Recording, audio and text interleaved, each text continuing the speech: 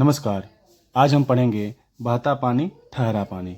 यह पाठ पहाड़ियों में बहते जल स्रोतों और मैदानों में स्थिर जल स्रोतों की तुलना करता है। बहते जल जैसे नाले, झरने को शुद्ध और स्वच्छ माना जाता है, जबकि ठहरा हुआ पानी जैसे तालाब हुआ वो समय के साथ गंदा हो सकता है। बातचीत के माध्यम से यह बताया गया है कि कैसे पानी में मिलती हवा और उसमें होने वाली रासायनिक क्रिया जल को साफ रखती है। इस पाठ से कुछ प्रश्न उत्तर है जिससे इस पाठ को समझने में आपको बहुत आसानी होगी। तो चलिए प्रश्न उत्तर को देख लेते हैं। पहला प्रश्न है, पहाड़ों पर पानी अधिक क्यों बहता है? इसका उत्तर है, पहाड़ों पर ज़मीन ऊंची नीची होती है जिससे पानी तेज गति से बहता है। दूसरा प्रश्न है, मैदान में पानी क्यों रुक जाता है? उत्तर है, क्योंकि मैदान में ज़मीन समतल होती है जिससे पानी ठहर जाता है, और पहाड़ में ज़मीन कैसी होती है? ढलान होती है, इसलिए पानी आसानी से नीचे उतर जाता है। तीसरा प्रश्न है, क्या नाले का गंदा पानी तालाब में जाता है? हाँ, अक्सर गंदा पानी नालों के ज़रिए तालाब में चला जाता है। तो फिर भी तालाब का पानी हमेशा गंदा क्यों नहीं होता? क्योंकि हवा में मौजूद ऑक्सीजन पानी में मिलकर गंदगी के साथ रसायन प्रक्रिया करती है जिससे पानी गंदा नहीं होता। रासायनिक प्रक्रिया क्या होती है? रासायनिक प्रक्रिया क्या होती है? इसका उत्तर है, जब कोई चीज़ किसी अन्य पदार्थ से मिलती है और नया रूप बनाती है तो उसे रासायनिक प्रक्रिया कहते हैं। जैसे नींबू डालने से बुलबुले निकलना। अगले पृष्ठ पर एक रासायनिक प्रक्रिया को लेकर एक कार्य दिया हुआ है। क्या है? और कहाँ रासायनिक प्रक्रिया होते देखा है? इसे लेकर आपस में चर्चा करो, उसके बाद लिखो। जैसे तो कहाँ रासायनिक प्रक्रिया को होते देखा है? तो क्या बोल रहा है, चमकदार कील हवा में रख छोड़े तो क्या होगा? उसके फलस्वरूप रंग बदल जाना। इस प्रक्रिया से क्या बना होगा? अन्य क्या घटते देखा है? तो हम अगर चमकदार कील हवा में रख छोड़े तो क्या होगा? लाल भूरा रंग जंग लग जाता है, उसमें जंग लग जाएगा। लोहे के साथ जल वाष्प और ऑक्सीजन की प्रतिक्रिया होती है। दूसरा नंबर है, कोयला जलाया गया। कोयला अगर जलाया गया तो क्या होगा? मतलब भूरे रंग में, ग्रे या भूरे रंग में बदल जाएगा। छाई तैयार होगा, धुआं तैयार होगा। आलू काट कर रखा गया तो क्या हो जाएगा? हवा में काले रंग में बदल जाएगा, है ना। खाना भोजन खाना भोजन अगर हवा में रख दिया जाए तो क्या होगा? काला छाई उत्पन्न होगा और काला छाई में रंग में बदल जाएगा। सरसों तेल में चीनी डाल देने से क्या हो जाएगा? सरसों तेल में चीनी अगर डाला जाए तो काला रंग में बदल जाएगा, काला कार्बन उत्पन्न होगा। ठीक है। अब पढ़ेंगे जल शोधन की अनेक बातें। यह पाठ जल प्रदूषण और जल शोधन से संबंधित है। ठीक है। इसमें बताया गया है कि गंदा पानी जीवों के लिए हानिकारक होता है और उसे शुद्ध करने के लिए प्राकृतिक और रासायनिक दोनों तरीकों का प्रयोग किया जाता है। पाठ यह भी समझाता है कि जलाशयों में स्नान करना, कपड़े धोना या कूड़ा फेंकना क्यों वर्जित होता है, मतलब क्यों मना किया जाता है कि जलाशयों में या तालाबों में, कोई भी जलाशय है तो उसमें स्नान नहीं करना चाहिए, उसमें कूड़ा नहीं फेंकना चाहिए और उसमें बर्तन वगैरह नहीं धोना चाहिए, क्योंकि इससे पानी प्रदूषित होता है और जल में रहने वाले जीव जंतु मर सकते हैं। तो इस पाठ से कुछ प्रश्न उत्तर मैंने बनाया है, उसको देखिए तो इस पाठ को आसानी से समझ जाएंगे।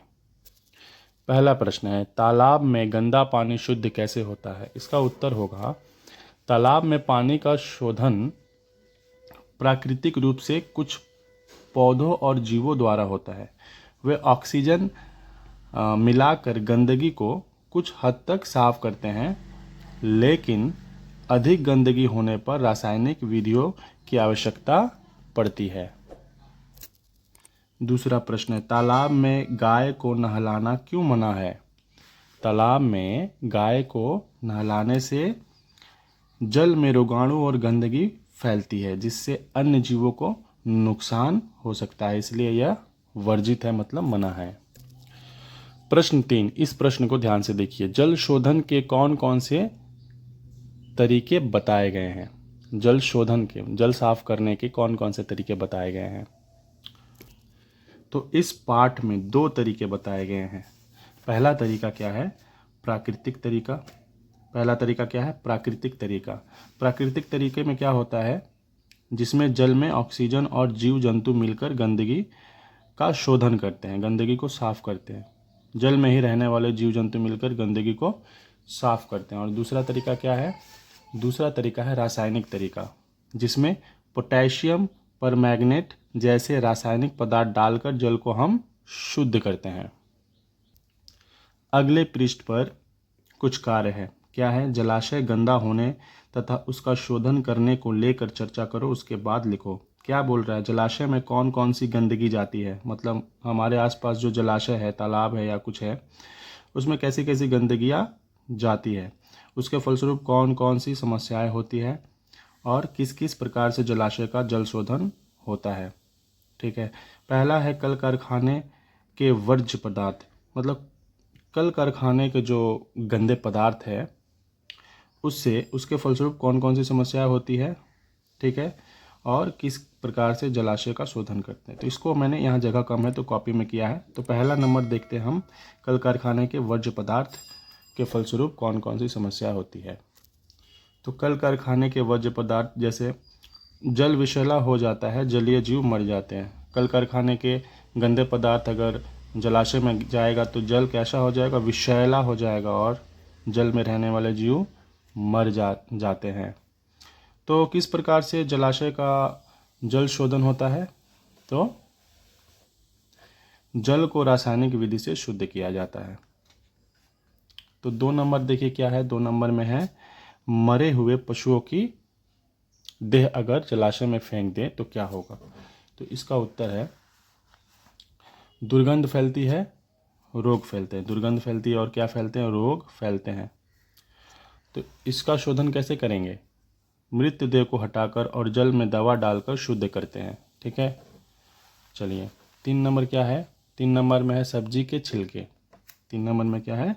सब्जी के छिलके डालने से जलाशय में क्या समस्या हो सकती है? पानी गंदा होता है, पानी गंदा होता है और वो जो छिलके हैं सड़ने के बाद क्या होते हैं? कीड़े उसमें पनपते हैं। तो उसको कैसे समस्या को दूर किया जाए? उस समस्या को दूर करने के लिए छानने और निस्पंदन विधि से शुद्ध किया जाता है। ठीक है। 4 नंबर में क्या है? 4 नंबर में है कीटनाशक दवाइयाँ। कीटनाशक दवाइयाँ अगर जलाशय में डाल दे तो क्या होता है?